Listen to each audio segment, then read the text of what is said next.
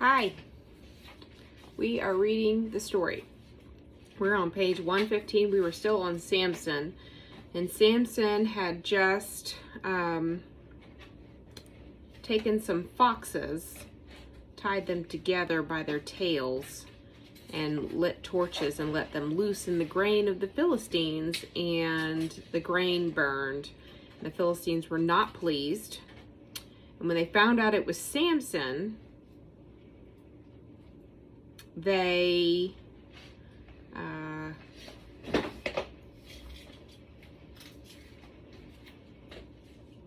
I'm trying to think of a way to say this without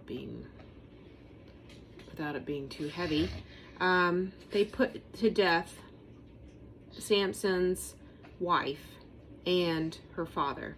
And then Samson said to the Philistines, "Since you've acted like this, I will not stop until I get my revenge on you." All right, so first thing, what is he seeking? Revenge. What does the Lord say? Don't get revenge. He said, let the Lord deal with it. Do not seek revenge. I will repay, says the Lord. But again, we were talking about how the Lord is using sin that's already there to kind of address a problem that he's been wanting to address. He's been wanting to confront the Philistines, and he's using Samson and some of the ways that, because the reason Samson left his wife is, well, we can't be entirely sure, but it's clear that he valued his mother and father. He put them over his wife, and the order is to love the Lord your God first, and then from that love, how he loves you, to love others. But the Lord said that you should leave your mother and father and cleave to your wife, and he hadn't done that. So there's clearly some wrong thought processes in Samson's family, and the Lord is kind of using these to address the Philistines because it's creating conflict. There wouldn't be conflict if there was no what? Disobedience. Sin. Yeah, if there was no sin, there'd be no conflict. So he's kind of, this is starting to play out from the sin that's within Samson to the sin that's within Philistines, and now there's a conflict. Okay, so now that Samson says he's going to take revenge. Notice the problems here. They're not getting better.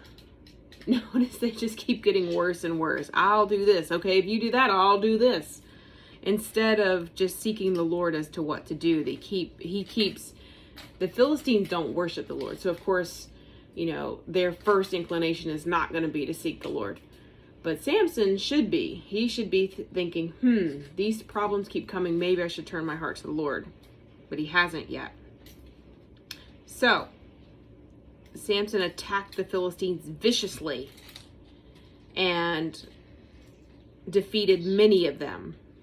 And he went down and stayed in a cave in the rock of Edom. And the Philistines camped in Judah, spreading out near Lehi. And the people of Judah asked, "Why have you come to fight us?" And they said, "Well, we've taken Samson prisoner to do to him just as he did to us."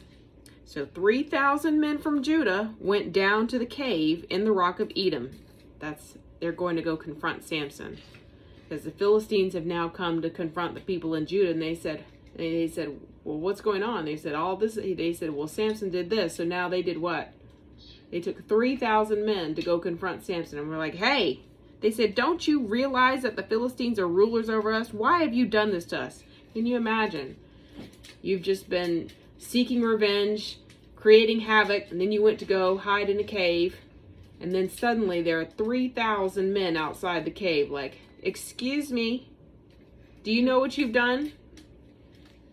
Samson answered, "I merely did to them what they did to me." What does this sound like? Revenge, not godly. This sounds like small children. "Well, he did it first." "Well, I did it because he did it." That's the flesh right there. He hasn't sought the Lord. So the men of Judah said to him, we've come to tie you up and we're going to hand you over to the Philistines. We're like, you're done, bro. And Samson said, swear to me that you won't kill me yourselves. Agreed, they said.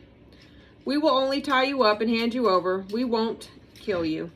So they bound him with 2 new ropes and led him up from the rock.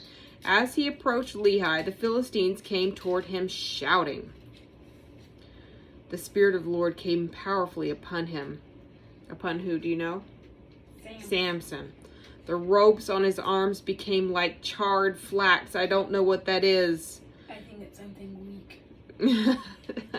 And the bindings dropped from his hands. Finding a fresh jawbone of a donkey, he grabbed it and struck down 1,000 men. And then Samson said, with a donkey's jawbone, I have made donkeys of them. With a donkey's jawbone, I have... Hold on. I'm trying to think of better language. I have struck down 1,000 men. And when he finished speaking, he threw away the jawbone, and the place was called Ramoth Lehi. I wish they would have a little note as what that means, but they don't.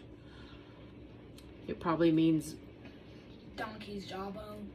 Where he defeated them with the donkey's jawbone or something, I don't know.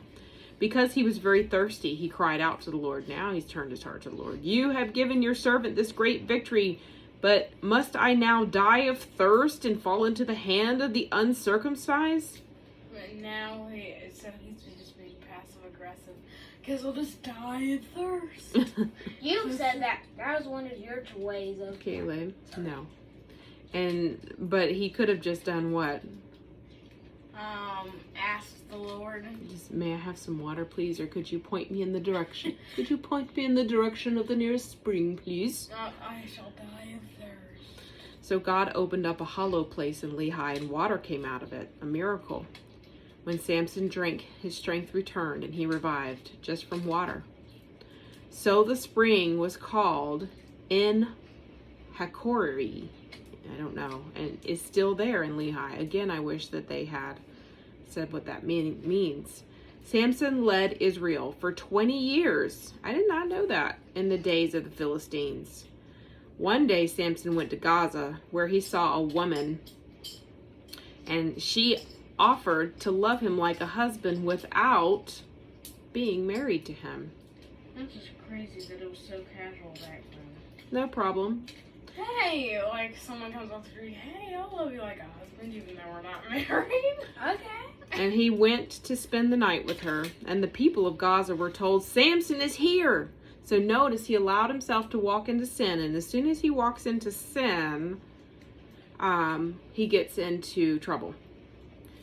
So the people surrounded the place where Samson was, and they lay in wait for him all night at the city gate. They made no move, saying, at dawn we will defeat him. But Samson lay there only until the middle of the night. And he got up in the middle of the night and took hold of the doors of the city gate, together with the 2 posts, and he tore them all loose. Everything, that's pretty strong. He lifted them to his shoulders and carried them to the top of the hill that faces Hebron. Now, sometime later, he fell in love with a woman in the valley of Sorek whose name was Delilah. He's just all over the place with these women. He is. He loved 3. Yes. I didn't know that he loved 3. I thought he only loved 2. Cal's talking about the woman he spent the night with that offered to love him like a husband without marrying him. The first one was his actual wife. The other one was the one he stayed the night with him, though. This one is the one we're about to read about. Yes, we're going, and see, I didn't even realize that there was another wife before Delilah. I mean, I did, but I thought it was Delilah. That's what I was saying. That's what I meant. Like, I didn't know that lady wasn't Delilah. I thought that was Delilah. I thought he only had 1. Yeah. I thought he had only 2. 1. So, clearly we've missed over some things in our Bible readings. This is why it's important to read it for yourself. Read it for yourself. Okay, the rulers of the Philistines went to Delilah and said, "See if you can lure him into showing you the secret of his great strength and how we can overpower him, so we may tie him up and subdue him. Each one of us will give you 1,100 shekels of silver." So Delilah said to Samson, "Tell me the secret of your great strength and how you can be tied up and subdued."